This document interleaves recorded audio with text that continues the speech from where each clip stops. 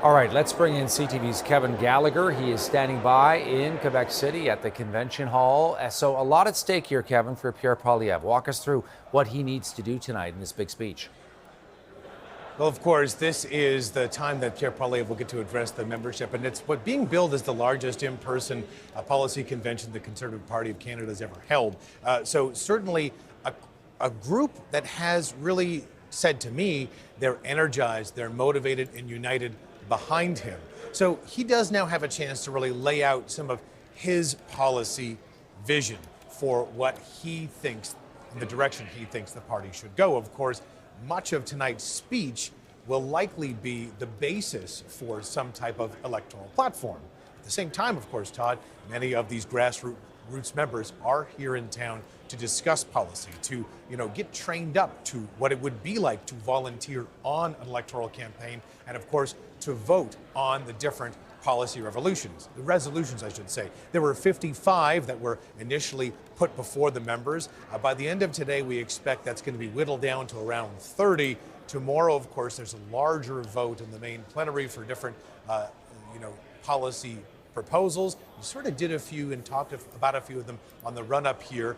For example, there are some that would talk about the environment, as we also had Environment Minister Steven Guilbeault here, but really focusing more on technology and carbon capture and storage, small modular nuclear reactors, and other technological advancements with hydrogen, for example, that this policy says would do a good job at reducing Canada's greenhouse gas emissions. So it's interesting in that sense, not only to see greenhouse gas emissions and reduction being included in the policies, technology, of course, over taxes. That's what we're going to hear a lot of from Pierre Poilievre. There are many grassroots members walking around. They're selling merchandise with Axe the Tax t-shirts. That's a big slogan from Pierre Poilievre. Now, of course, this strategy from the Environment Minister to come out and be in front of the Congress today is being dismissed by a lot here as sort of a desperate move. As you mentioned, the Liberals aren't doing so well in the polls, but of course, Minister Guilbeault really wanted to criticize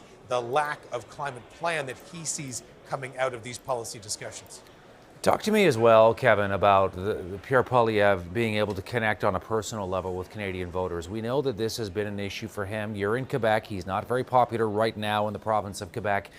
This notion of trying to say that, look, I can be the next prime minister. You can trust me to run the country. And all these things you've seen in the past are not really all I'm about. I'm about a lot more than just that, and how important that is if you're going to get people to see him as a real, credible alternative to Justin Trudeau. And I think the thing you got to remember is the Prime Minister is a very good retail politician. He's very good and very confident in his ability to conduct a campaign. And as we've noticed in the past two elections, those campaigns did matter. They were tight elections.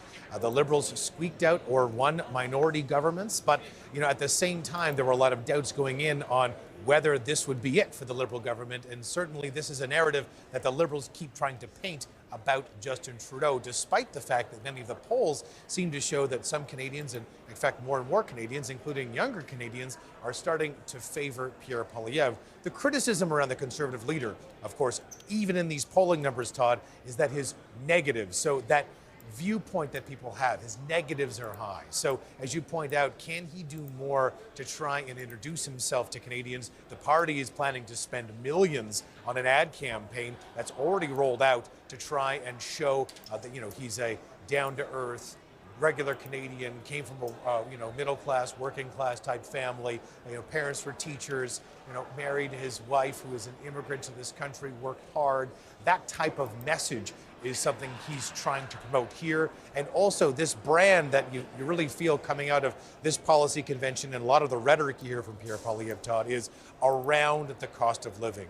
That this is right now something that many Canadians are struggling with, and struggling with something that's so sometimes complex, like why inflation rates are high, it's very easy and sometimes appropriate for many Canadians to blame the government in power. And that is certainly something that Pierre Poilievre, in terms of a messaging standpoint, is using to his full advantage, talking about the ways that he thinks he can bring more affordability, build more homes to increase the supply, hopefully bringing down the price for many Younger Canadians who can't enter the market right now are having a difficult time to afford a home or even rent as well. Of course, those prices are high. So a narrative we hear from all of the parties. Of course, we hear NDP leader Jagmeet Singh talk about this. We've heard, Liberal leaders talk about this, including the Prime Minister and the Deputy Prime Minister.